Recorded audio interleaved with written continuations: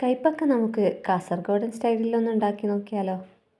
കൈപ്പക്ക ഇതുപോലെ നീളത്തിലരിഞ്ഞ് ഒരു പച്ചമുളകും കൂടെ ചേർത്ത് അടുപ്പത്തേക്ക് വെക്കണം.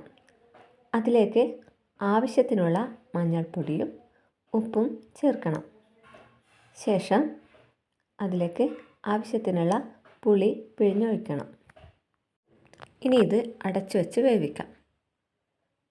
കൈപ്പക്ക നന്നായി വെന്തതിന് ശേഷം അതിലേക്ക് വെളുത്തുള്ളിയും കാന്താരിയും ചതച്ചത് ഇട്ട് കൊടുക്കണം. വെളുത്തുള്ളി ഒരുപാട് ഇട്ട് കഴിഞ്ഞാൽ നല്ല ടേസ്റ്റ് ആയിരിക്കും കേട്ടോ. ദെൻ അതിലേക്ക് ആവശ്യത്തിനുള്ള തേങ്ങ ചിരകിയത് ഇട്ട് കൊടുക്കാം. വളരെ സിമ്പിളായിട്ട് ഉണ്ടാക്കാൻ പറ്റുമേ. ഇനി ഇതാ അവസാനമായി പച്ച വെളിച്ചെണ്ണയും കൂടി തൂവി കൊടുക്കണം.